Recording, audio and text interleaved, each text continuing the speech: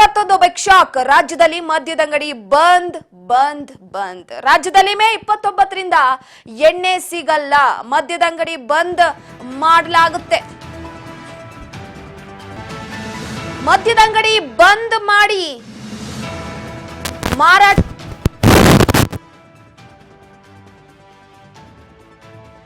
ಪ್ರಿಯರಿಗೆ ಮಾರಾಟಗಾರರು ಶಾಕ್ ಕೊಟ್ಟಿದ್ದಾರೆ.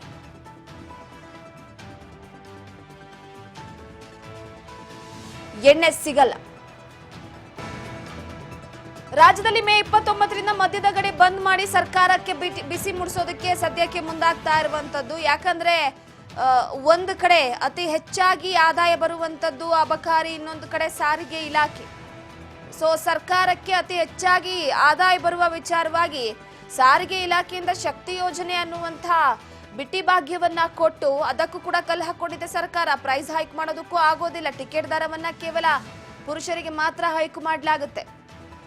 ಸೊ ಇನ್ನೊಂದು ಕಡೆ ಅಬಕಾರಿ ಪ್ರತಿ ಬಾರಿ ಕೂಡ ಮದ್ಯದ ದರವನ್ನ ಹೆಚ್ಚಿಸುವ ಮುಖಾಂತರವಾಗಿ ಈಗ ಸರ್ಕಾರಕ್ಕೆ ಬಿಸಿ ಮುಡಿಸೋದಕ್ಕೆ ಮಾರಾಟಗಾರರು ತೀರ್ಮಾನ ಮಾಡಿದ್ದಾರೆ. ನಿರಂತರ ದರ ಏರಿಕೆ, ಪರವಾನಗಿ ದರ ಹೆಚ್ಚಳಕ್ಕೆ ವಿರೋಧ ವ್ಯಕ್ತವಾಗ್ತಾ ಇದ್ದು ರಾಜ್ಯದ ಮದ್ಯ ಮಾರಾಟಗಾರರಿಂದ ತೀವ್ರ ವಿರೋಧ ವ್ಯಕ್ತವಾಗ್ತಾ ಇದೆ. ಕಾಂಗ್ರೆಸ್ ಅಧಿಕಾರಕ್ಕೆ ಬಂದ ಮೇಲೆ 3 ಬಾರಿ ಮದ್ಯದ ದರವನ್ನು ಏರಿಕೆ ಮಾಡಿದೆ. ದರ ಏರಿಕೆಯ ಹಿನ್ನೆಲೆಯಲ್ಲಿ ಮಾರಾಟವಾಗ್ತಾ ಇಲ್ಲ ಮದ್ಯ.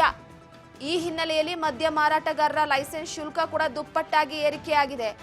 ಮದ್ಯ ಮಾರಾಟಗಾರರ ಸಂಘದಿಂದ ಮಹತ್ವದ ಸಭೆಯನ್ನ ನಡೆಸಲಾಗಿದ್ದು, ಸಭೆಯಲ್ಲಿ ಮೇ 29ರಿಂದ ಮದ್ಯದಂಗಡಿಯನ್ನ ಬಂದ್ ಮಾಡೋದಕ್ಕೆ ತೀರ್ಮಾನ ಮಾಡಲಾಗಿದೆ.